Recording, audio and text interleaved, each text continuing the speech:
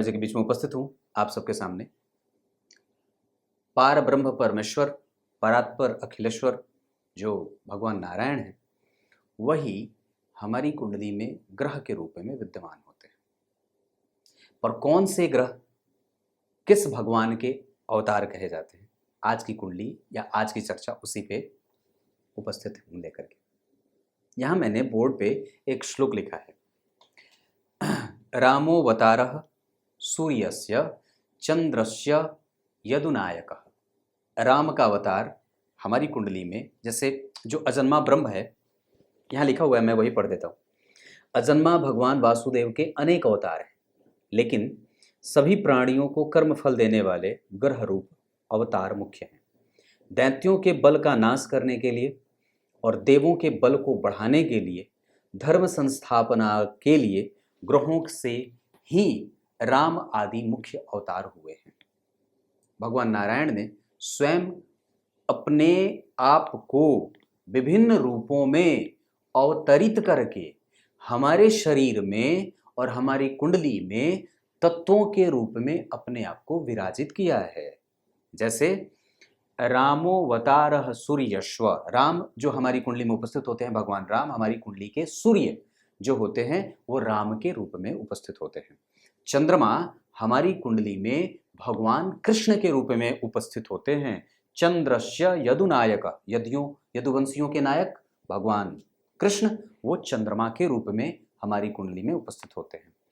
नरसिंहो भूमिपुत्रस्य, भगवान नरसिंह जो नरसिंह अवतार हुआ था भगवान का, वो हमारी कुंडली में भगवान जो है वो भूमिपुत्रस्य, जिन्हें मंगल कहा जाता है, वो मंगल जो हैं वो हमारी कुंडली में भूमिपुत्र मंगल नृसिंह अवतार के रूप में उपस्थित होते हैं। बुद्ध सोमसुतस्य च, जो बुद्ध होते हैं वो चंद्रमा के पुत्र होते हैं। सोमसुतस्य, सोम के पुत्र कौन है? बुद्ध। वो कौन है? वो साक्षात हमारी कुंडली में भगवान बुद्ध के रूप में, बुद्धावतार के रूप में उपस्थित होते हैं।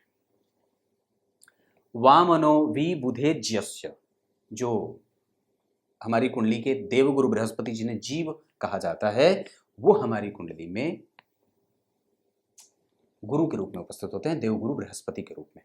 आगे भार्गवो भार्गवस्यश्च, और आगे लिखा है कि जो भार्गवस्यश्च, मतलब कि जो हमारी कुंडली के शुक्र हैं, जो हमारी कुंडली के शुक्र हैं, वो हमारी कुंडली में साक्षात परशुराम के रूप में उपस्थित होते हैं, भगवान परशुराम के रूप में उपस्थित होते हैं।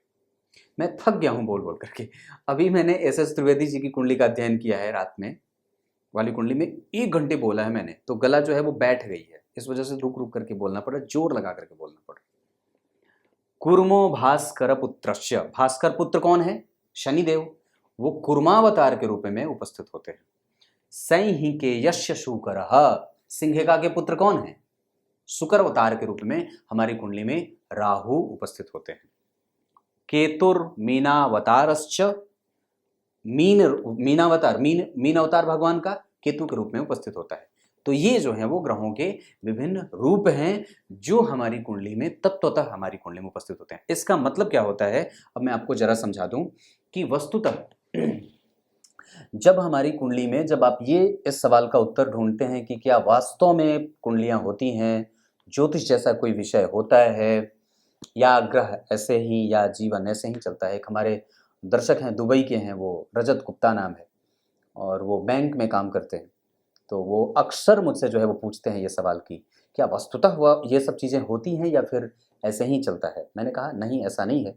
आपके विचार, आपके व्यवहार, आपके उठने बैठने का तरीका, आप कब किस तरीके के विचारों से ओतप्रोत होते हैं, वो सब वस्तुतः ग्रह से ही होते हैं। इसके पीछे का एकमात्र तर्क दूंगा जो आपको समझने के लिए काफ़ी होगा। अगर प्यास लगी है तो जल है, प्यास है तो ही जल का अस्तित्व है, प्यास नहीं होता तो जल भी नहीं होती। अगर भूख है तो अन्न है, भूख नहीं तो अन्न भी नहीं। इसी तरीके से जो शब्द है वो निस्संदेह उसका अस्तित्व है। ज्योतिष जैसा अगर कोई विचार या कोई विमर्श नहीं होता, ज्योतिष जैसा अगर कोई आख्यान प्रस्तुत करने वाला विषय नहीं होता, ज्योतिष जैसा अगर कोई विज्ञान नहीं होता, अगर ज्योतिष जैसा कोई शब्द होता ही नहीं तो शब्द भी नहीं होते। अगर अजगर जैसी कोई बात है, अजगर जैसा कोई जीव है, तो अजगर शब्द बना है। आप नहीं देखे अजगर को तो इसका मतलब ये थोड़ी है कि अजगर नहीं होता है, कि नहीं बात? देखना है तो आपको या तो जंगल में जाना पड़ेगा या तो फिर अपने आसपास किसी चिड़ियाघर को ढूंढिए। ठीक उसी तरीके से अगर ट्रेन जैसा कोई शब्द बनाया गया है तो ट्रेन निश्चित रूप से है, रेलगाड़ी तो है, अलग बात है आपने देखा नहीं है तो अपने आप को घर से बाहर निकालिए। अब ये चीज़ें प्रभावित भी करती हैं, आपकी दूरी को कम कर देती हैं, आपकी मेहनत को कम कर देती हैं, आपके मशक्क़त को कम कर देती हैं, आपको बता देती हैं कब करना सही होगा। तूफान कब आए तब हमें नाव डालनी है, कब नहीं आए तब हमें नहीं डालनी है। उल्टा बोल दिया ये बात। आपको एक मात्र ऐसा शास्त्र है ये जो निश्चित रूप से हमेशा ही प्रभावित करता है, जो ठीक उसी तरीके से काम करता है कि आपके अंदर वो विभिन्न राशियों के माध्यम से, विभिन्न तत्वों के माध्यम से 1 mg 2 mg के माध्यम से दवाइयों के रूप में और 1 mg 2 mg के माध्यम से आयुर्वेद के रूप में, आउंस के रूप में उपस्थित होते हैं। मैं एक ऐसी ही सामान्य बात बता रहा हूँ, इस पर अलग एक कार्यक्रम बना दूंगा, पर मैं आपको ये बात बता रहा हूँ। ठीक उसी तरीके से ये हमारे कुंडली में जो ग्रह होते हैं वो वस्तुतः भगवान के अवतार के रूप में उपस्थित होते हैं। और इनको समझ लेने का मतलब है, अगर सूर्य की कमजोरी होगी तो व्यक्ति में भगवान राम के जैसा मर्यादा नहीं रहे, उनके जैसा मर्यादित जीवन वो नहीं जिए। अगर व्यक्ति की कुंडली में चंद्रमा कमजोर रहे तो वो भगवान कृष्ण के जैसा चपल चंचल चालाक या फिर वो इमोशन अपना सही तरीके से या सही तरीके से अपने मन को नियंत्रित न कर पाए। 16,108 रानियां और भगवान राम के पास सिर्फ एक मर्यादित और यहाँ अमर्यादित मंगल, जो किसी भी तरीके से किसी भी समय पे अपनी साहस को खोते नहीं है।